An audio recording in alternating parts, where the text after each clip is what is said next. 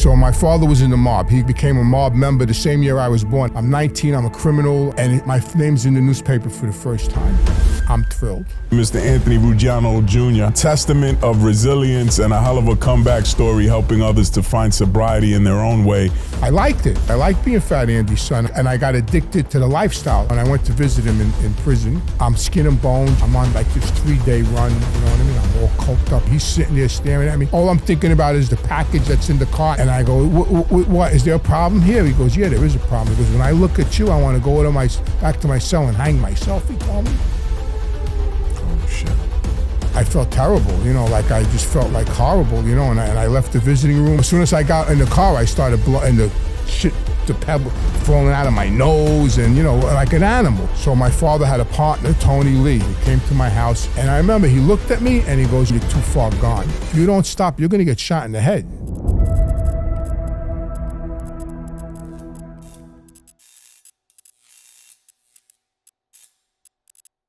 Welcome to another episode of the Real Mentors Podcast. Real, as always, stands for Real Examples Altering Lives. And as always, I'm your host, Shawn Martin. Today in studio, I've got a great guest from humble, rough and tumble beginnings in Brooklyn, New York, to a testament of resilience and a hell of a comeback story, helping others to find sobriety in their own way.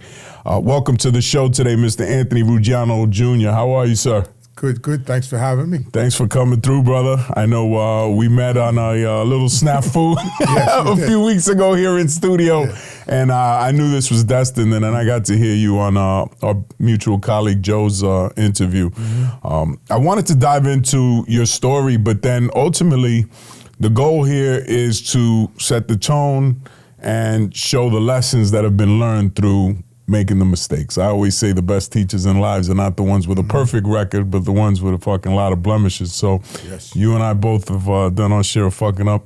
Born in Brooklyn, New York, correct? Yeah, East New York. I was born in East New York, and then when I was about 5 years old, I moved across Conduit into Ozone Park. Not too far. And we talked about that. My partner's from South Ozone Park, which is now predominantly Guyanese. Yeah, right. So let's take us back. This is what, 60s, New York City? Well, I was born in 53. I was born in East New York. Shit, my mother's age. Yeah, I was born in East New York. I lived underneath, my father had no money when I was born. He was broke, and I lived underneath a train L on Livonia Avenue. And then when I was 5 years old, my aunt had bought a house in Ozone Park, and we moved in upstairs from her. So I moved, like, half of my neighborhood was in East New York and half of my neighborhood was in Ozone Park, Queens. Right. Well, that's where you rested your head whenever the night ended up. And when I got older and I went to high school, all my friends were on the Queens side and they went to John Adams, and I went to Franklin K. Lane. I was on the Brooklyn side. So I went to a completely different high school than them. That's strange because John Adams is talking about rough and tumble. Yeah, they get some fucking tough neighborhoods coming together to form that school. I got to speak there not too long ago. Yeah. You might be a good fit to go talk over there since you're from the old neighborhood. Yeah. So, I hung out by John Adams. Listen, I haven't been pat down or fucking frisked that heavily since prison to go speak to some kids. It was a little bit of a wake up call. Mm-hmm. They didn't really have that growing up. Tell us about growing up. Did you graduate high school, or was school kind of just somewhere you went to hang out? I never liked school. First of all, when I started school, I went to Catholic school. I went to St. Elizabeth. I went to Catholic school. I wasn't a good student. I had a hard time reading. First of all, I was left-handed, so I know people laugh when I talk about being left-handed, but it's really, the world is against us. Yeah. And when I started school, the nun, back then, they started taking the pencil out of my left hand and stick it into my right hand, and I started to develop a stutter. And my mother went up to school and she told the nun, listen, if God wanted my son to be right-handed, he would have been born right-handed, leave him alone. And she left me alone and the stutter went away. But I had a hard time reading and a hard time spelling for some reason. And in the 4th grade, I got left back, and my mother decided to take me out of Catholic school and put me in public school, and it was completely different. The atmosphere was totally different back then than parochial school. I went from being a bad student to a pretty good student because they were so far behind. The public schools were so far behind. So I'm a fucking star in this one. I went from the dumbest kid to the smartest kid like overnight, you know. But I was, and then I became a better student. But then when I was in after the 6th grade ended that summer, I in the 60s, I started picking up drugs. I picked up marijuana. I started smoking marijuana, and I didn't know what my father did yet for a living. Right. Like, so my father was in the mob. He became a mob member the same year I was born. Actually, he became a made member in '53. So I never knew what he did, but I always knew things were different. You know what I mean? But I didn't know what it was. But when I started hanging out in the neighborhood, I started hearing the whispers about that I was Fat Andy's son, and I started picking up on little things, and then that's when I started finding out about the mob stuff, and I sort of liked being treated like a little special. Right. You know? I was going to say, when you say, you know, things were a little different, was people were kind of a little intimidated by you just because of, you know, who your father was? Yeah. So the older guys in the neighborhood started treating me like a little special, like to be like more nicer to me and friendly to me, to get like some perks with my own man. So it's like the scenes you see in the movies. Yeah, exactly. Oh, the exactly. Bronx Tale when the kid didn't tell on Sonny, and then all of a sudden he's getting fruit and vegetables. Then I started playing hooky. I became a truant, and when I was 16, I got suspended. And that's when my father sat me down, and we decided that I was going to go. Now I knew who he was. I knew he was a wise guy. I knew you were having open conversations with him at this point. Not to the extent they became. Right, of course. They were just starting to have conversations, like because then he started taking me around to all these social clubs and introducing me to all these wise guys, because now I'm in this neighborhood, and on every corner there was a club. And he didn't want me to get hurt, because now I'm running around the neighborhood. They might, you know, if I did something stupid, and he wanted them to look out for me. So he was bringing me around, introducing me to all these wise guys. So I was, you know, I met John Gotti then when I was a kid, and all these guys, and I liked it. You know, I liked it. I liked being Fat Andy's son, and I liked smoking weed. I liked hanging out. You know, I started drinking. You were the prince of the neighborhood. We were. We definitely Absolutely. were. And then I went to work for him at 16, and I dropped out of school. I didn't go back to school. I started working for him. As a matter of fact, it's funny, because I was driving here, and I was in the back of the car that you sent for me, and I'm driving, and I passed by this exit, Merrick Boulevard. Yeah. It's right in Elmont, and that was my first illegal job. Was on Merrick Boulevard. This guy, Philly the Pimp, his name was. He was around my own man. That was his nickname, Philly the Pimp. He had a social club on Merrick Boulevard, and he had a blackjack game in there, and that was my first illegal job in 1969. Was on Merrick, and I drove by and I saw it. I go, shit, that's my first. So you were illegal 16. Job. 16. You're already rubbing elbows with all the wise guys, not only from the neighborhood, but from Brooklyn, from Queens. Right. Now, you also mentioned, you know, when you were born, your father was made the same year. So, you know, let's look at somebody like myself, right? My kids meet me at a certain age, and then we do better through our career. You start to see things around you change. The cars maybe got nicer, the house maybe got bigger, the yard got nicer and greener. What was the evolution for you? What kind of changes did you see in your family, the way you guys were living as your father came up, as you were also getting older? Well, just like you said, first we had apartments, you know what I mean, and things. You know, we had what we needed. We didn't have what we wanted, but we had what we needed. And as the money started coming in, like the cars got nicer, the clothes got nicer. My father bought his first house, you know, in Ozone Park. We had a nice house. We started, you know, things just got better in general. Like we would go to this, like the money came freer, like I was getting more money from him. Like in other words, we used to buy baseball cards. So the difference was between me and my friends, like my friends would buy a pack of cards for 10 cents. Like I would buy the whole box for $2.50.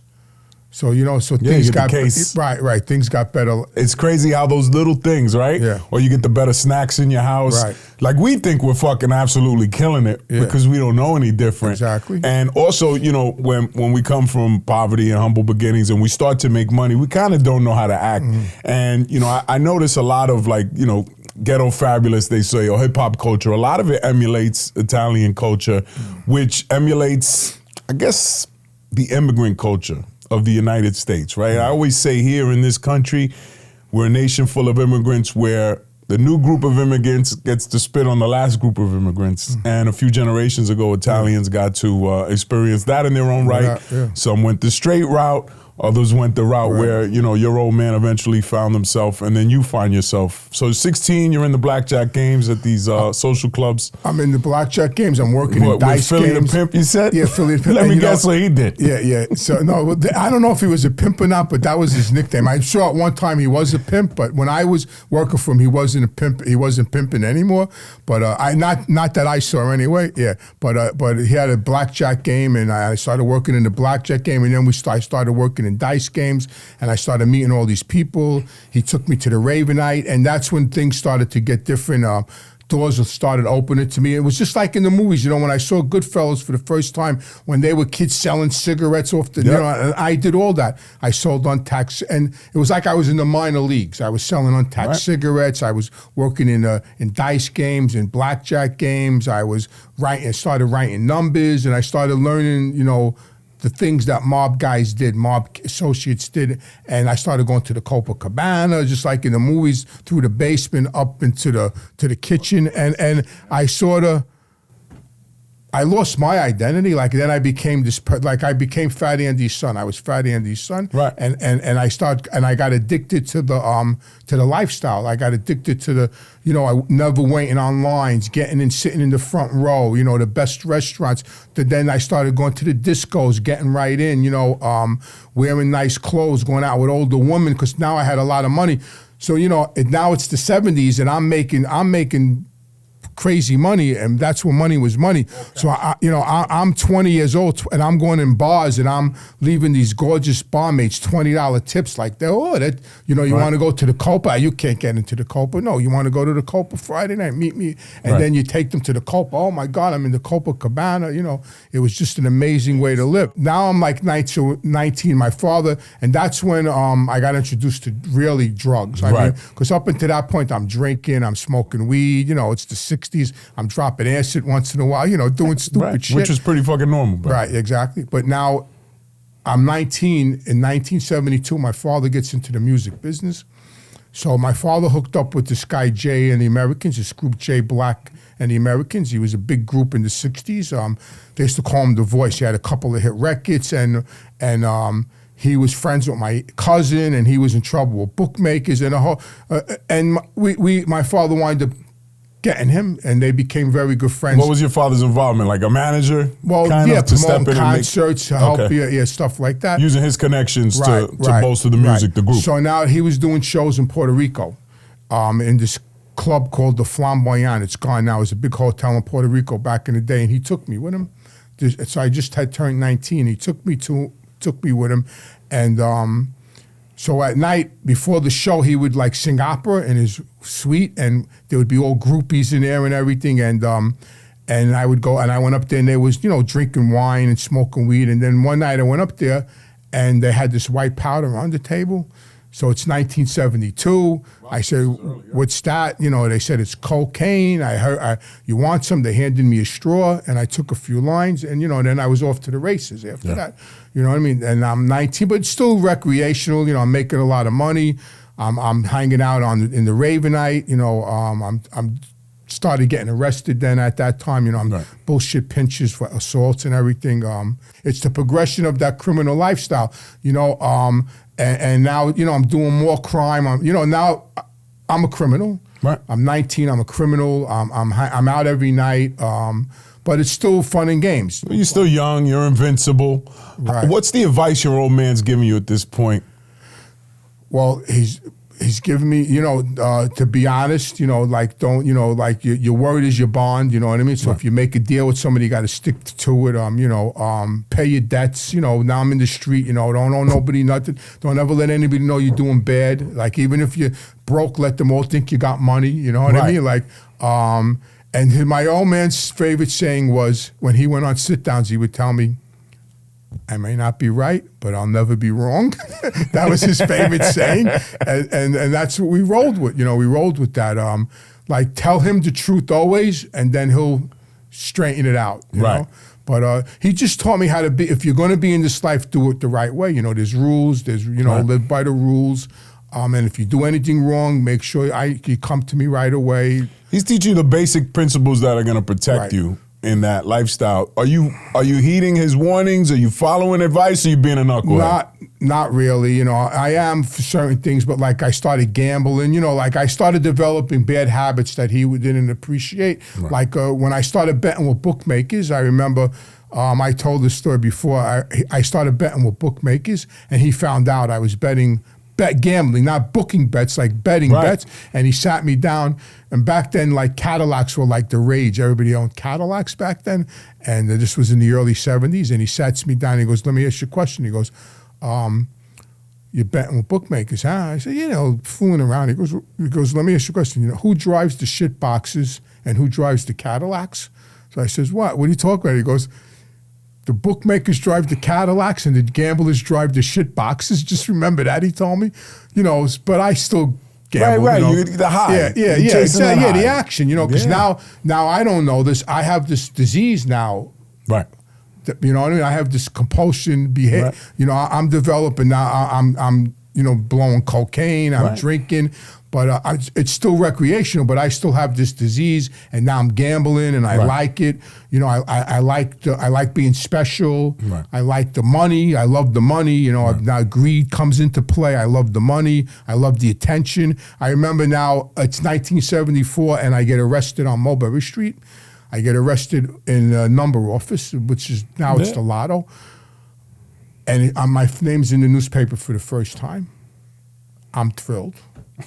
Like, fucking knots on the belt. I'm thrilled because I got locked up, but I'm thrilled. And when I got out on bail, and I went out that Friday night to a club, I was like treated like a movie star, because my name was in the newspaper. Like it was like it was like a premiere, you know. And I loved every minute of it, you know. And then I got arrested on a big case when I was 23. I went to trial. I got convicted for the first time.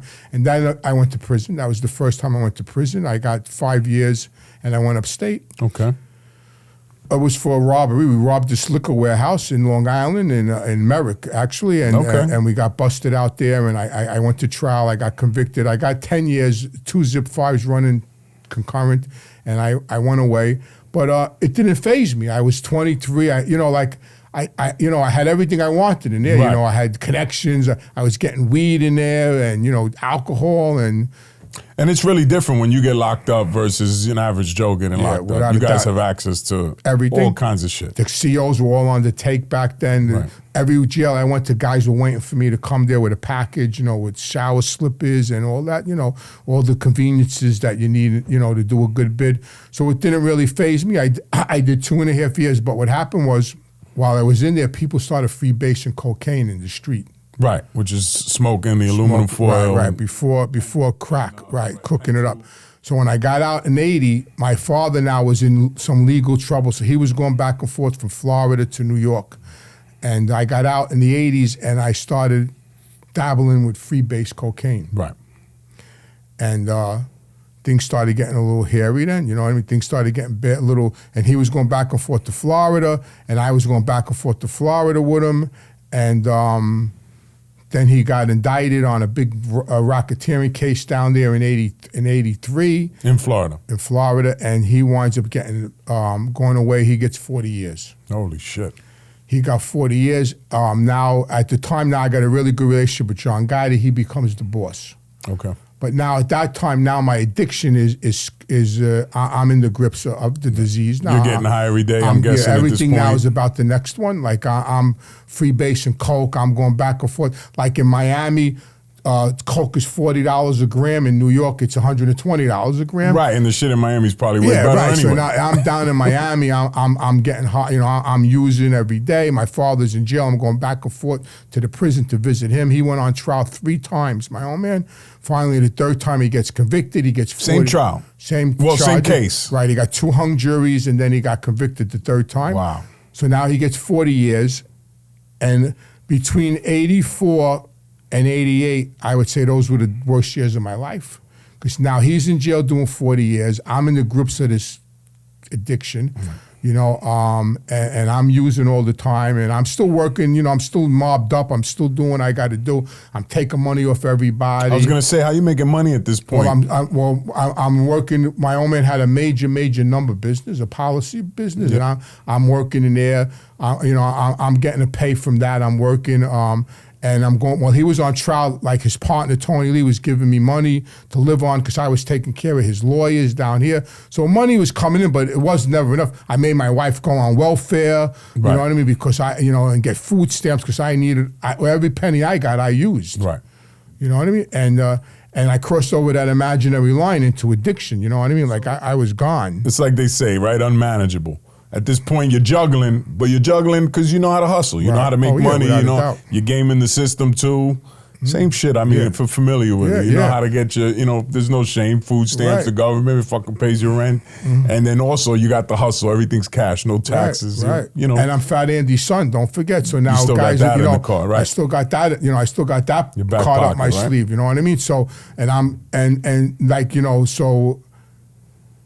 I don't know, in '88, I'm skin and bones, and I remember I went to visit me and my old man were tight, and I went to visit him in prison, and he was in the federal. He was feds, right? Yeah, and I went to visit him, and I'm on like this 3-day run, you know what I mean? I'm all coked up, I'm in the same clothes for 3 days. But you're in the grips, you don't realize like how you look, like, you know what I mean? You don't realize. Give a shit. Yeah, right. I'm in the same clothes for 3 days, I'm wired up, I go on this visit, and I'm in the visit, and he's not talking to me, and he's sitting there staring at me, and right away, like the addict, I go like, is there a fucking problem here? Right. Like, not like I'm 140 pounds, I'm in the same clothes for 3 days, I'm wired up, all I'm thinking about is the package that's in the car. I can't wait to get back out to the car to do, to do more. And I go, what, is there a problem here? He goes, yeah, there is a problem. He goes, when I look at you, I want to go back to my cell and hang myself, he told me.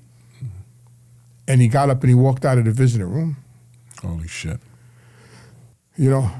I felt terrible, like I just felt like horrible, and I left the visiting room and I went back to New York and you got that bag first. I'm going to take a wild guess. As soon as I got in the car, I started and the shit, the pebble falling out of my nose, and like an animal. It's crazy. Like it's a cycle of you're fucking disgusted with yourself to some extent. Now the person I would imagine you hold dear, your mom, your dad, it's probably your fucking your idol, tells you he'd hang himself rather than see you looking like this. But the first thing you go do is the same thing that's gotten you into this position. And that's what many people don't understand. Even your young self didn't understand, was that this fucking cycle you're caught in. I know this isn't the end. Where does this take you now? Because it's all going downhill at this point. Now I go back to New York, and I'm married at the time. I got a 5-year-old son. And in the middle of all this insanity, my wife gets pregnant. I have a son. I don't know, it's February 1988. I wake up one morning and I went into the bathroom and I looked in the mirror and I was skin and bones and I was in a lot of pain, a lot of physical pain. And I knew at that point that if I didn't stop, I was going to die. Like I knew I was killing myself. Like I knew it, because I was going on 5-6 day runs. Now, what's your drug of choice at this point? Still cocaine, freebasing and coke? Freebasing, snorting coke, and violence. A lot of violence. I'm robbing coke dealers. Like I'm doing crazy shit. Now you mentioned violence. So, growing up, I'm guessing you saw your share of violence here and there. In your own career, it sounds like you're going to see it, but you're not living in it. But when the drugs take hold, now the violence increases, or how did that kind of evolve in your criminal career? The violence before that was structured violence, you know what I mean? Like it was planned violence. It was more, like we're going to go in this place and we're going to hurt this person, or this guy owes us money, we're going to give him a work, we're going to break his ass, or, stuff like that. When that started happening, it was spontaneous violence. Right, because you're not in control. Right, now I want, I'm ringing coke dealers' doorbells and I'm sticking my finger in my back in and I'm making out I got guns. We're doing crazy shit. You know what I mean? Like it's more spontaneous. It's more putting myself out there, more dangerous. Right. It's not. it's mindless violence. Right. You Now, know your what I targets are random because, I mean, to some extent, you can't fuck around in your own circle, right? No, it's all random shit.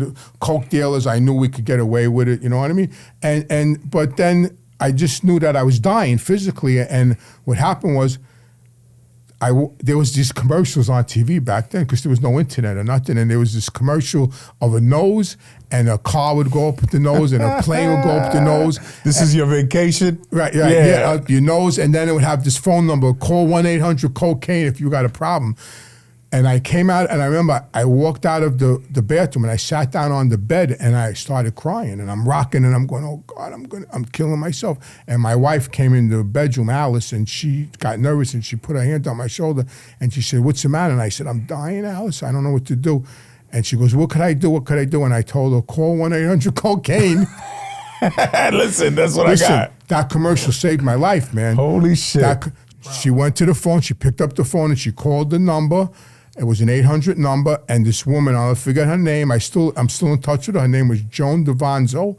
She answered the phone. She was a therapist that was in recovery, and she got me on the phone, and she asked me a whole bunch of questions and everything. And she goes, "Listen, do you want to get clean? You want to get sober?" I said, "Yeah."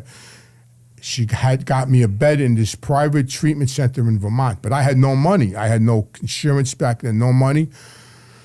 So my father had a partner, Tony Lee. He loved me. He was like my second father. Right. He used to call me Sonny. And I called him up and I told him to come to my house. And he came to my house and I told him I needed to get this treatment center, and it was $200 a day. I needed to go there for at least 21 days. And I remember he looked at me and he goes, you know what? He used to call me Sonny. He got up and he goes, I'm going to pay for this, Sonny, but as far as I'm concerned, you're too far gone. Because he told me, if you don't stop, you're going to get shot in the head. You better stop. You're going to cross the wrong fucking person. He told me, you better stop. You're taking money off everybody. You know, he gave me this whole big speech. But he paid. He paid for it, and I went to this treatment center, and they took me to my first 12-step meeting. And when I went to my first 12-step meeting, and I heard them read the preambles, like I identified with it, like, because I really still didn't know at that point I was an addict. Right. I just knew, like, I had to stop what I was doing. Right. But I didn't know what the definition of an addict. I didn't know anything about addiction. I didn't know anything about recovery. I didn't know anything about the 12 steps. I knew none of that stuff. And when they took me to this meeting and I heard them read the preambles, like, I felt like sort of like a relief come over me. Right. But I still wasn't ready to go on no spiritual journey. Like, I was not, right. You know what I mean? Like I ain't doing no fourth step. I ain't writing no inventory, ain't telling anybody. But I didn't want to use it anymore. So I come back to New York. I do the 21 days. I come back to New York. Now, John Gotti is the boss. Like, I know this guy since I'm 12 years old. Like, I got a relationship with this guy, and I go visit him. I go see him on a Saturday. I get out of treatment on a Wednesday. I go see him on a Saturday. You completed the 21 days? Yeah, I completed the 21 days. I got out on a Wednesday. That next day, I went to a meeting. Thursday, I met a lot of guys I knew that I haven't seen that were in recovery. And then Saturday, I go see Tony Lee, and I go see John Gotti on Saturday with Tony Lee. And John Gotti takes me outside, and he asks me, you know, is there anything I could do for you? I don't want you to get stressed out. Now, people ask me, well, why didn't he chase you? Because first of all, I'm Fat Andy's son. So that brought me some perks. And second of all, he liked me for some reason. The guy liked me, maybe because I was a convict. I don't know. He just liked me. Right. You know what I mean? And I said, I don't have a car. And the guy bought me a car. The guy sent me somewhere to get a car. You know, so and then I started making money again, you know, but I wasn't ready to go on no journey. I wasn't ready not to be a criminal. So you're sober, but you still you're making money sober how you know now how. to become, I want to get made. Now my goal is to become made. You know what I mean? That's my goal. That was always my goal. And then, you know, I committed, you know, then I got involved. I'm back in the mob. And then, as everybody knows, unfortunately, I committed a murder with some guys. We killed my brother-in-law, which was a terrible thing. But at that time, it didn't even faze me. But I'm staying clean. I don't want to use, you know, I don't want to use because it was bringing me pain. And I'm making meetings, but I'm still in the street. I'm making meetings. I got a sponsor. I'm going to conventions. You know, I'm not using. My father's telling me in the visits, don't be telling them anything about us at those meetings. Right, that's you know fucking, what I mean? Yeah. But you know what? I met this guy, Stevie, that became my sponsor. The guy did 19 years in prison. He knew a lot of people I knew, and I got honest with him. Right, because you felt comfortable. Yeah, I felt comfortable, and I knew I needed to get honest with somebody because I didn't want to use. Right. So now I'm clean. I'm clean 2 years, and I get pinched again. I get busted in Jamaica, Queens for the numbers, policy. It's all over the newspapers, the whole big schmeal, John Gotti and all this bullshit, you know. And I wind up taking a plea, clean, sober. Take a plea, and I get 1 1/3 to 4. Okay. I go away. I go upstate. I'm clean. I go upstate. This is your second bit. Second bit. I'm clean. I stood clean in jail. I didn't use. I went to meetings up there. People were visiting me. I read like recovery literature, but now I started to get a little uncomfortable in my own skin with the lifestyle. I started getting, because now I have, you know, I got my son's 8 years old now. When are you coming home? When are you coming home? When are you coming home? You know, and now your conscience is kicking in for the first time. It sounds exactly. The murders before this or after this? Before this. Right. The murder took place after I got out of treatment in February. The murder took place that June, a couple of months later. And now I'm starting to feel uncomfortable, but I don't know. I don't know anything. I have no skills. My father taught me how to be a criminal. I don't even know how to fix a flat. Like you give me a tool, I don't. Right, let alone processing feelings and all this other shit. I have no education. I have no skills. I know how to be a bookmaker. I know how to be a Shylock. I know how to write numbers. I know how to sell swag. You know what I mean? I know how to do all that. I know how to run a crap game. I'm great with after-hour clubs. That was my thing. I had the best after-hour clubs in the city. You know, and I made a ton of money with them. Right. But I don't know how to build a cabinet. You know, I don't know how to hang a picture. I don't know how to, do none of that. So now, even though I'm feeling uncomfortable in my own skin, I get out of jail in '92, and I'm right back into the street. Now they proposed me. My father, John Gotti's in jail now. My father's, this guy Nicky, is the acting boss. He loved me, you know what I mean? I'm running around with these biggest gangsters in the country. I'm making a ton of money. You know, it's 92. I'm making more money now on my own than I ever made in my whole life. Like between 92 and 96, I made the most money I ever made on my own.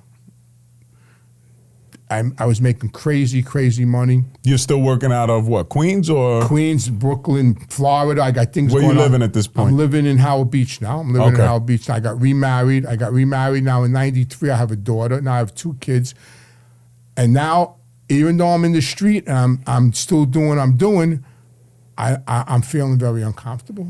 Right. So even though you're progressing, even though you're making more money than you've ever made, you're climbing the ladder within this mob culture to try and get made.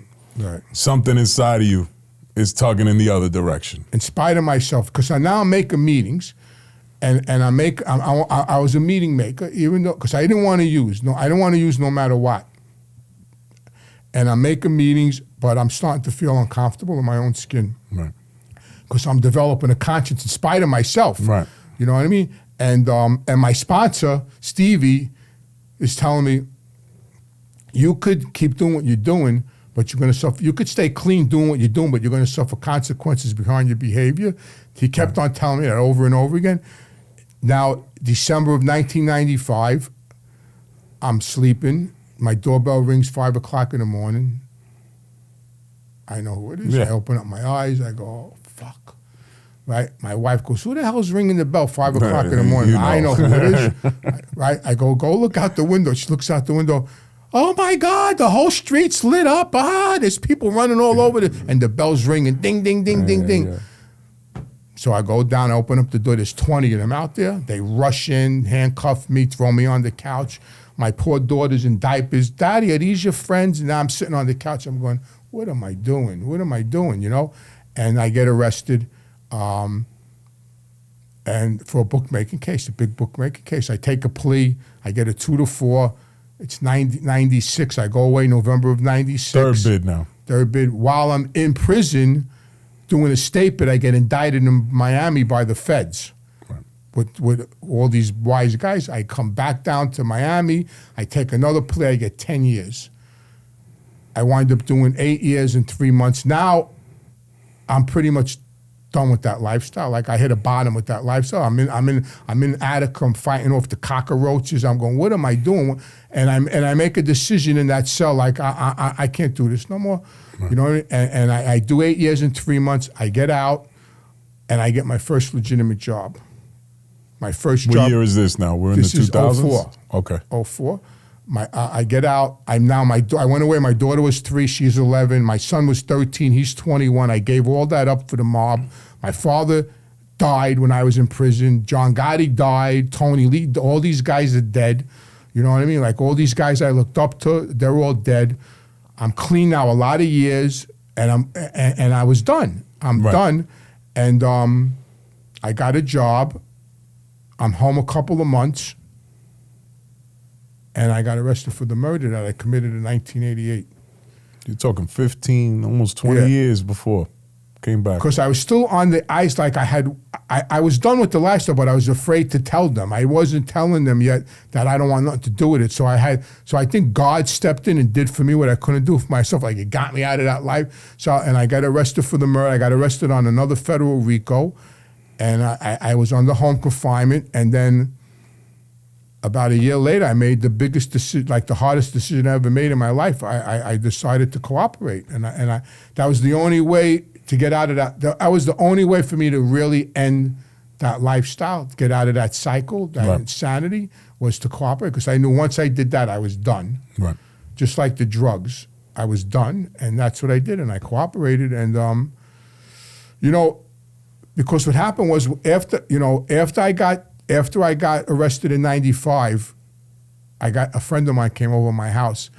And you know about the 12 steps, right? So the second step is, I came to believe in the power greater than myself could restore me to sanity, right? The second step. So I get arrested, and my friend comes over my house, and he sits on my couch, and he goes, "You think it's time you moved on to the second step?" Mm-hmm. And I said, "Yeah." And he took me on a retreat upstate New York to this monastery, and I went on this spiritual retreat, and I got back with my higher power, and then now in 05, I'm done with that lifestyle, Right. But now I had a God of my understanding.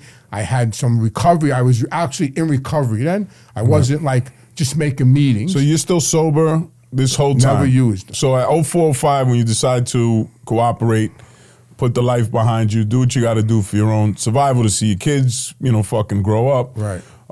And try to reclaim some of the damage that, fix some of the damage that you've done. Mm-hmm. And we'll get to that because I guess between the lifestyle, all the pride in being part of that, because people that have not come from the streets, wherever that looks like in the world, there's a pride to it. Mm-hmm. There's a notch on the belt that people that are not from there will never understand, and they think it's disgusting. But if it's all it's fucking, there's a lot of pride to be had in it. But you left a lot of people in your wake. You did a lot of damage in your wake. And one of the things with working those 12 steps and being in recovery is you've got to make up for some of that damage that you've done. And your first job coming back in 04 was what? My first job was I went to work for my father-in-law, and he had tuxedo stores. Okay. And I went to work for him in his tuxedo store, and I only worked for a short period of time, and the feds came to the store. And this was when the murder and everything else came down. No, I didn't get it right. The feds just came to the store and to scare me. Just like a checkup on you. They walked into the store, and he got nervous, and he fired me. He said, "I don't need the feds coming in. I don't need this attention." And then what happened was I had a sponsee. Because I'm making meetings, and he calls me up one day, and he says, "Listen, you know your way around Manhattan?" I go, "Yeah." He goes, "You know how to drive a truck?" I didn't know how to drive. I go, "Yeah, well, I guess I could figure it out. I never drove one." He goes, "Okay, come to where he worked." And I went to where he worked, and the guy asked me, "You know how to drive? You know your way around Manhattan?" I go, "Yeah." He goes, "You want a job driving a truck?" I said, "Yeah." And the next day I became a truck driver, and I loved it. I was driving trucks in Manhattan every day. I loved it. And that's when I got arrested. Right after I took that job, I worked at that job a couple of months, and then I got arrested for the murder in 05. In June of 05, I got arrested for the murder. How's this all going down in your head? Because you're doing the right thing, right? For the first time in your life, and you just keep getting tripped up from all the shit that's in your past coming to haunt you. Are you feeling discouraged? Are you staying the course? How hard are you leaning on your sponsor or your support system at this point? Because I'm sure it's easy to give up and want to get high at this point or get drunk. I'm leaning on my sponsor, but I knew that if I used I had no chance, no shot at anything, no shot to get out of it, no shot to help myself. Then I knew like it was a done deal. So using at that point really wasn't an option for me, but I leaned on my sponsor, I leaned on my family, you know, and I just knew that I had to end it. And that's when I called up the government. I knew that was my only way out. That was the only way to save myself. And the reason why I knew I could do that is plus because of my recovery, because now I knew that the fellowship that I was in was all over the world. Right. So I knew anywhere I went, I was going to be all right. And everywhere I went to a meeting. Right. That's why I promote 12-step fellowship. It's rules for living. Yeah. I mean, and it's broken down. If you take the 12 steps, it's really 3 steps. I had somebody break down the 4 kind of lumped together in 3 different stages. Yeah. And if you break it down, even if you don't have an alcohol problem, they're literally, or a drug problem or any kind of, they're fucking rules for living righteously. Yeah. Right, yeah. And we talked about that. So what I found really interesting off camera, you know, you do what you got to do to survive. Where does that take you? You now go and you do all this process in New York, and they end up shipping you out in witness protection to where exactly? Well, first I went to Michigan. So I moved my wife and my daughter to Michigan because my wife had some family members there. Then I went into the witness protection program by myself, and I wind up in Idaho. Now I stuck out like a little bit of a sore thumb, but as soon as I went to a meeting. I went to a meeting. I introduced myself, and right away I was accepted. I went to a meeting. I was in Idaho. I was a little out of my, I was a little stuck out a little bit. It's funny, right? And I tell this story all the time because it's hilarious. I'm in Idaho, and I'm in a Starbucks, and there's these 3 women sitting in the Starbucks. Nice looking woman, well manicured. Because where I was in Coeur d'Alene was a high end neighborhood, right? Like wasn't the hood. It was like a really beautiful place. And I go to walk out of the Starbucks, and one of the women said, "Excuse me, do you come from New York?" So now I go, "What would make you say that?" I haven't even opened up my mouth. She goes, "Look how you're dressed. You got a jogging suit on. It looks like you just walked out of The Sopranos." She goes, "Nobody dresses like that in Michigan. I mean, in Idaho, I had a jogging suit on, and they like adopted me." But the recovery aspect is what saved me, because I knew wherever I went, I would be okay. And I stood in Idaho for a while, and then I signed myself out. I went back to Michigan, and this is when, in spite of myself, now I'm in Michigan. I'm not miserable, but I'm stressed out. Right. I'm still displaced, and whatever. And one day my phone rings, and who is it? My old sponsor, Steve. He was the only person that knew how to reach me. And he tells me, "Listen, I just went to work for a guy in Florida. I'm running this treatment center for him, and we think you would make a good counselor. You want a job?" So I said, "What the fuck do I know about being a counselor?" Right. But now the feds are giving me a stipend, but like I said, I have no skills. Like right. I'm in my brain, I'm going, what am I going to do when these people stop helping me pay my bills? Right. What do I do? How do I support myself? Now I'm 60 years old at this time. It's scary. Right. I got no Social Security. I got nothing. Right. He says to me, "We think you make a good counselor." I go, "Come on, Steve." He goes, "Yeah, but listen, you have to go back to school, and we'll pay for it." I said, "School? Come on, man." He goes, "Well, think about it." So you know what? I hung up the phone, and I prayed about it, and I thought about it, and I spoke to my daughter about it. She was in Michigan State, and I said, "You know what? I'm going to do this." And I called up my handler, the FBI didn't want me to do it. They go, "No, you can't go to Florida. It's too dangerous." I go, "Listen, man, when you're done with me and you kick me to the curb, I'm on my own anyway. I'm going to Florida." And I packed up my suitcase, and I went to Florida at 60 years old, and I went back to school, and I became a counselor in a treatment center. And I've been doing that now for over 10 years. Holy shit. And how has that, because I think it's the last step, is like to give it away, basically. So you found some salvation. You came to the idea that you can control this uncontrollable habit, all the other things.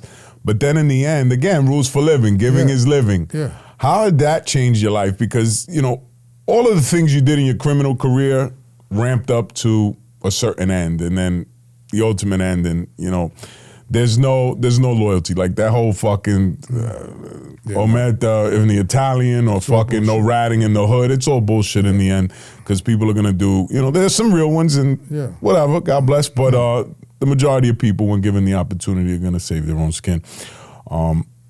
Here you are now, you're in recovery. How's your relationship with your kids? Well, thank God my relationship with my kids always was good. My kids never always stuck by me. Most of my family always stuck by me. And you got the 2 kids, right? The boy and the girl. They all stuck by me. My marriage ended. I had 2 failed marriages, but I wasn't the best husband in the world. Right. But my relationship with my children were really good. The rest of my family base, except my sister, of course, and my niece, that was her. My mother was good. My mother was like, how could your father let you do stuff like that? She was sort of more upset with him than me. Right. Your mom's still around? No, she passed away. She passed away, but I was there for her at the end. And but out of everything I did and all the money I made and the instant gratification and all that glitters isn't gold, that's what I figured out. All that glitters isn't gold. And now it's like, so, humility is what it's all about, what I mean? Being humble. Now when someone tells me that I helped them get clean, or that feeling that gives me a better feeling than anything I ever did. Right. Even now to this day, I get comments on my YouTube, I get comments that your story saved me, your story got me in recovery. Right. That's the payoff. And even when we sat down, I'm like, I don't want to go into your story, but just sitting here, I let you go because, bro, your fucking story is fascinating, to say the least. And it's not pretty. No. It's as real and raw as it gets. I mean, let's be honest.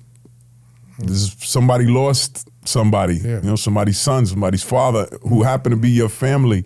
One of the big things in recovery is making amends. And there's certain shit that we can't make amends for. How have you attempted to right some of the wrongs that you've done, even if not directly, because you can't undo some of the things. Well, I have a lot of faceless victims. I mean, I don't do it anymore. Right. I help now. I give it away. I don't take it. I'm not. I help people. I donate money to charities. I just do things that I never did before. Right. And at the end of the day, I'm not hurting nobody anymore. I'm not lying to nobody. I'm not robbing nobody. The only way I could make amends is to be the person that God meant me to be. Right. Then my next question would be, what do you say to somebody who's like, fuck that guy? You know what I mean? You took somebody's life. You did all this harm. You're never gonna make it right. Listen, I can't change the past. You know what I mean? Like yesterday's history. I can't go back. If I could go back, I would correct it. I can't correct it. And moving forward is I just have to be a better person, and I have to, give it away and help people. I can't dwell on the past. There's nothing I could do about it. Right. You know what I mean? And God forgives. When I first moved to Florida, this is how I could answer the question. When I moved to Florida, I'm on the beach. I'm on Fort Lauderdale. I'm in the beach. And it's a beautiful sunny day out, gorgeous day, and I'm in the water with Steve, and we're in the water, and it's gorgeous. And now, all the damage I did. I have friends that are doing life in prison. I have friends that I buried. And here I am. I'm on this beach. The sun's shining. It's beautiful out. And I looked at my friend Stevie. We're in the water, and I look at him and I go to him, "Why me? Right? Why me?" And he looks at me and he goes, "Because God forgives."